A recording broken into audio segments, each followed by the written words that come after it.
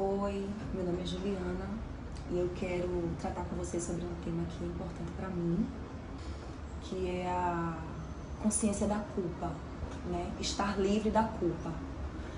E eu quero tratar isso com vocês porque eu acredito que a gente precisa ter uma corrida mais leve, que a gente precisa ter uma vida mais leve, né? Que a gente precisa correr os planos, com os planos e os propósitos que Deus tem para nós. Mas é um fato que a culpa é algo que, por vezes, pode acompanhar a nossa vida. Ou pode aparecer em um determinado momento para nós. E a gente precisa aprender a lidar com isso.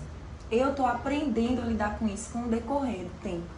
Né? Desde tudo que Deus fez por nós até hoje, no amor, através de Cristo, Ele fez para que a gente possa ter uma vida leve. Que a gente possa caminhar livre. E é sobre isso que eu quero tratar com vocês hoje. Amém? No Evangelho de Marcos, no capítulo 2, no versículo 5, diz assim: Vendo-lhes a fé, Jesus disse ao paralítico: Filho, os teus pecados estão perdoados. Ele não disse: Pecador, os teus pecados estão perdoados. Ele disse: Filho, porque Jesus tinha um relacionamento íntimo com as pessoas. Então, Jesus nunca viu ninguém pelos erros que cometeu, nem por aquilo que estava cometendo, ou pela infração que cometeu. Eu viajei para Rio Grande do Norte há um tempo atrás. E como era um lugar que eu não conhecia, eu fiquei com medo de ter cometido multas de trânsito. E eu confesso para vocês que eu fui, e quando eu voltei, eu na hora fui abrir lá o site do Detran para ver se eu tinha cometido alguma infração, né?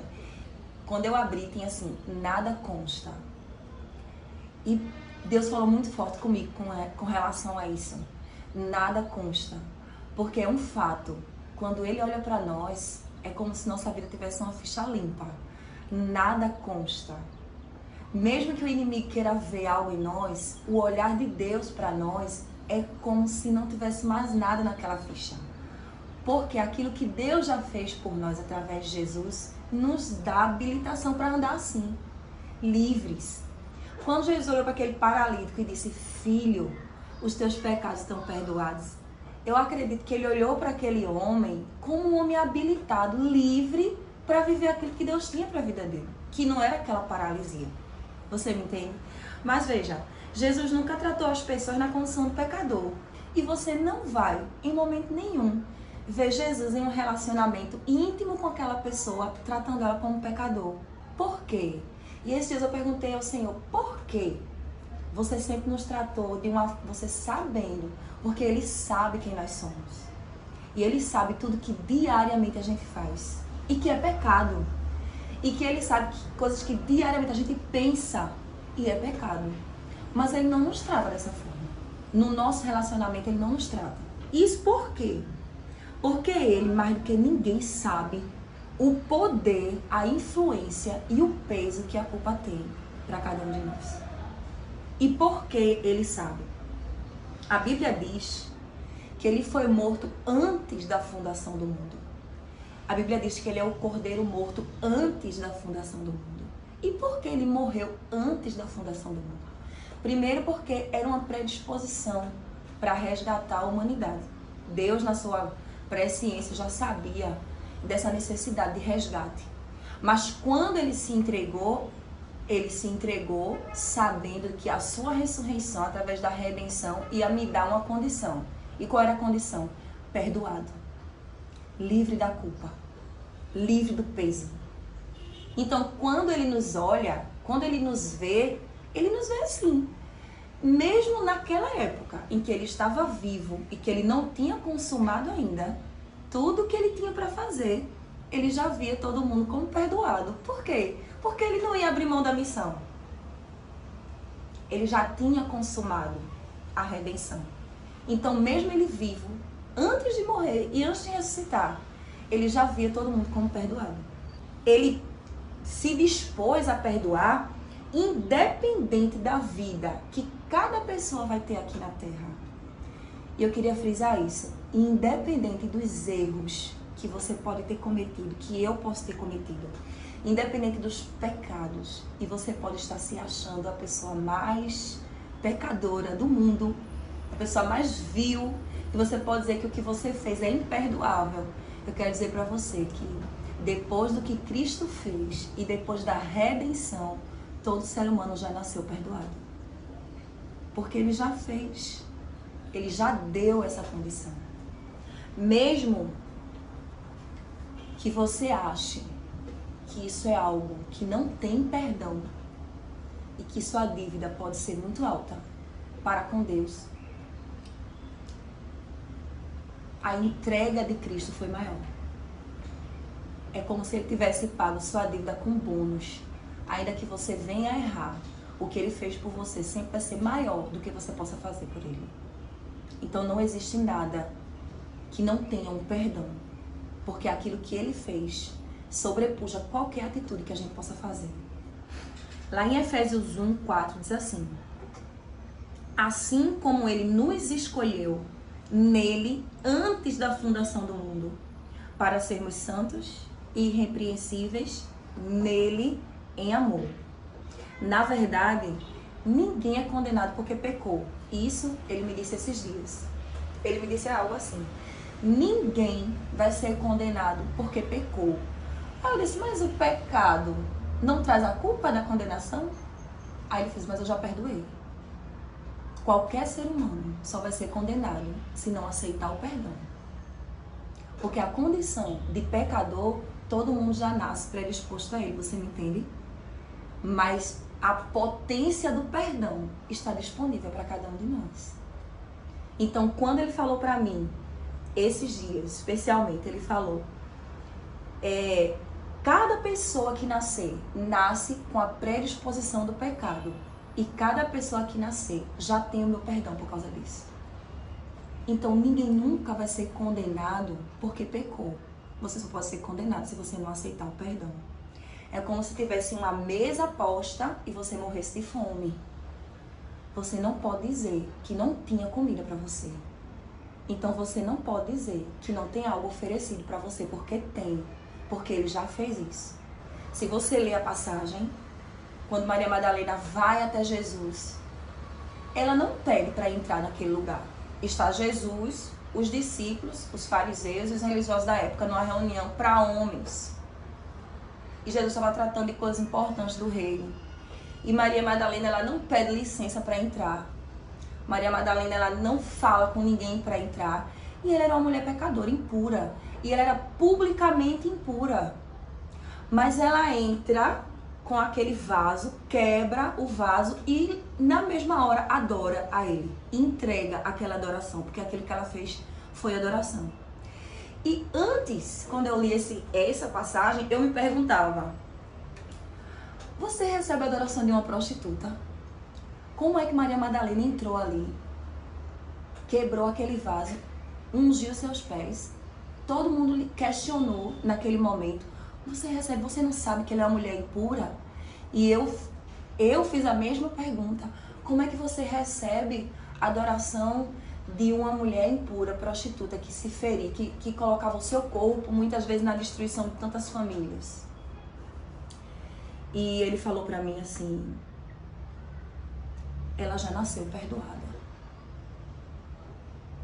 Porque eu nasci para perdoá-la. Então, Maria Madalena, quando olhou para Jesus, no olhar dele, ela sabia que aquela vida que ela teve não ia lhe atribuir mais culpa. Por quê? Porque ela encontrou com aquele que lhe perdoou, sem nenhuma palavra.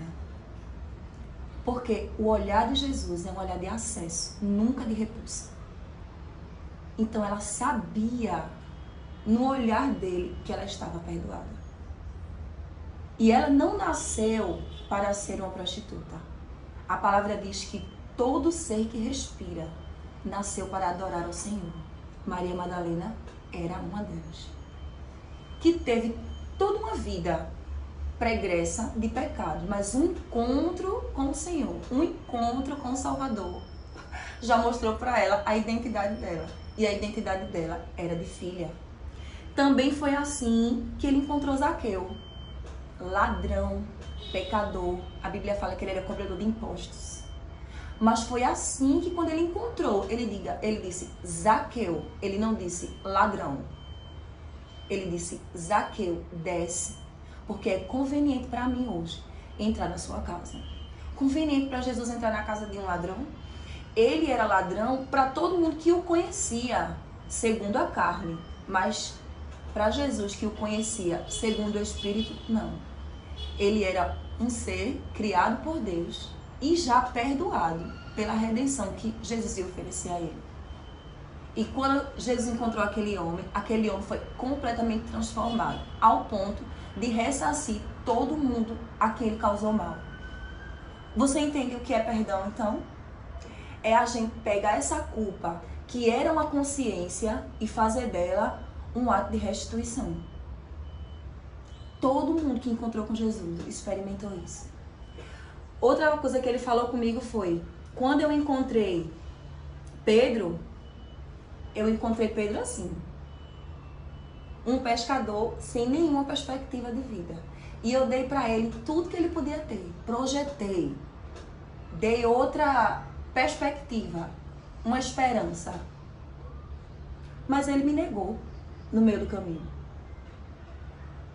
Aí eu disse, ele negou, ele traiu. Eu nem disse a ele assim, eu conversando com o Senhor esses dias, ele não negou, ele traiu. Ele disse, ele me traiu. E eu coloquei a igreja na mão dele. A igreja pela qual eu vim, porque ele veio para cá para isso. E eu coloquei a igreja na mão de Pedro. Eu não coloquei a igreja na mão de um traidor, porque eu não via dessa forma. Eu via originalmente como ele era. Porque somente Cristo, que é o autor da redenção, sabe exatamente quem nós somos. E Pedro não era aquele homem que o traiu. Pedro já era, no olhar de Jesus, o homem que morreu pela igreja. Desde aquela época. Jesus nos vê além de perdoados. Ele nos vê ressurretos.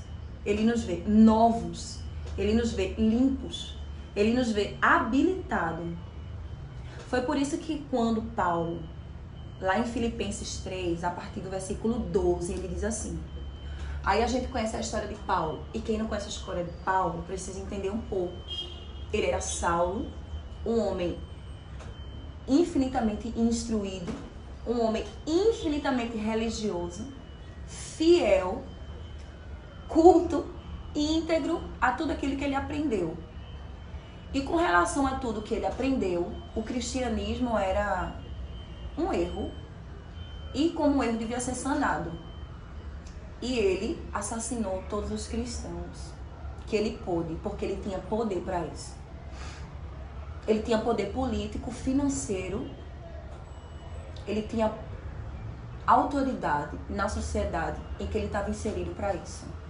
Então ele pedia as cartas das autoridades e ele pessoalmente ia matar. Ele matou Estevão. Ele deu ordens para que Estevão fosse esquartejado. Foi ele quem fez isso. E espalhado pela cidade toda. Então eu acredito que um homem que tem toda essa memória de pecado nunca mais ia ter saúde mental na vida. Porque ele encontrou Jesus um pouco depois. Jesus se encontrou pessoalmente com ele. E aí, quando Jesus se encontra com ele, a revelação disso tudo vem para ele de uma maneira muito poderosa.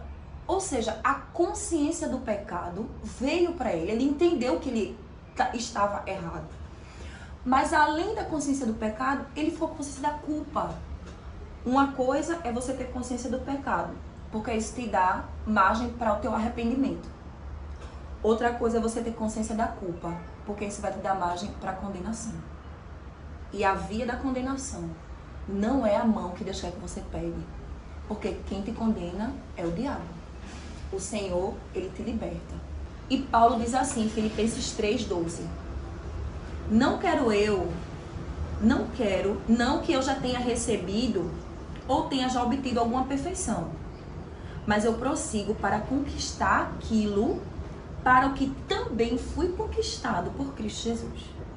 Irmãos, quanto a mim, não julgo haver alcançado coisa alguma, mas uma coisa eu faço, esquecendo-me das coisas que para trás ficam, eu avanço para as que estão adiante de mim. Aí eu queria parar um pouquinho com você. Esquecendo das coisas que para trás ficam, Você faz ideia de tudo que Paulo teve que deixar para trás? E eu não estou falando aqui da sua posição financeira, da sua posição social e dos cargos que ele ocupava no Império Romano. Eu não estou falando disso. Eu estou falando de tudo que ele provocou contra o cristianismo. Ele teve que deixar sua memória para trás. Você está entendendo? Ele teve que deixar os pais que ele assassinou, as crianças que ele colocou dentro da arena para serem comidas vivas. Ele teve que deixar para trás as mães que ficaram esperando seus esposos voltarem e que foi ele que mandou matar.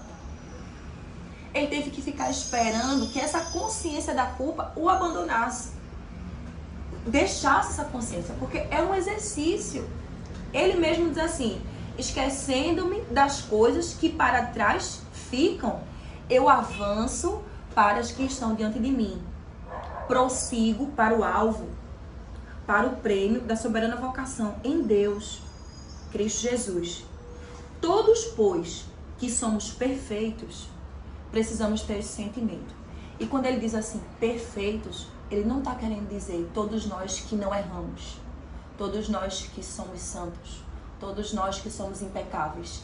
Ele está querendo dizer assim, todos nós que já conhecemos a perfeição, todos nós que já conhecemos o dom da redenção, todos nós que já temos acesso à graça, todos nós que já estamos no plano, todos nós que temos o olhar da graça de Deus está sobre nós, precisamos ter essa consciência. Que consciência? Eu fui perdoado. E não importa o que acontecer. E aqui eu deixo 2 pontos importantes para você. Devemos abandonar a consciência da culpa. Esquecer das coisas que para trás ficam. A consciência da culpa deve ser abandonada. Sua mente vai trabalhar com os registros negativos do seu passado e da sua culpa. Por isso é importante, é fundamental e é inadiável que a gente renove a nossa mente com a palavra de Deus. Porque é ela quem vai nos dar uma identidade com Cristo. Outra coisa, devemos viver e praticar a vida de liberdade que nós já conquistamos. Todavia, é o que Paulo diz, andemos de acordo com aquilo que já alcançamos. O que foi que nós já alcançamos? Perdão. Liberdade. Então, se nós alcançamos o perdão, se nós alcançamos a liberdade em Cristo, devemos andar de acordo com isso. Onde foi que eu errei? Volta, senta, fala com Deus, porque o acesso para Deus ele é direto. Pede perdão. O perdão é imediato. Deus não tem condições para te perdoar. Por quê? Porque Ele já fez isso em Cristo. Tudo que era para ser pago com penitência, com dor e sofrimento, Cristo já pagou. O seu esforço é receber. Eu dou aula no Rema Prisional. E eu estava falando sobre perdão. E uma das meninas disseram para mim que começou a chorar muito, ela começou a chorar muito, desesperadamente. E ela falou para mim, você tem certeza que Deus me perdoa pelo que eu fiz? Eu disse a ela, eu tenho certeza absoluta. Ela saiu da cadeira dela, ela me abraçou, ela chorou muito, muito, muito. Isso foi já no finalzinho da aula. E ela disse assim, você não imagina o que eu fiz. Mas nesses dias de aula, eu entendi uma coisa, que nada do que eu tenha feito vai ser maior do que aquilo que Deus fez por mim. E se você está me dizendo isso, eu decido aceitar esse perdão. Não tenha culpa. Você é livre. E aquele que te libertou, ele te libertou porque te ama. Ele já sofreu o que era preciso ser sofrido para que você fosse livre. Então, em nome de Jesus, receba definitivamente o perdão que Ele preparou para você e ande de acordo com a vontade dEle para a sua vida. Se aproxime do Senhor, porque Ele te ama, Ele não te condena. Em nome de Jesus. Amém.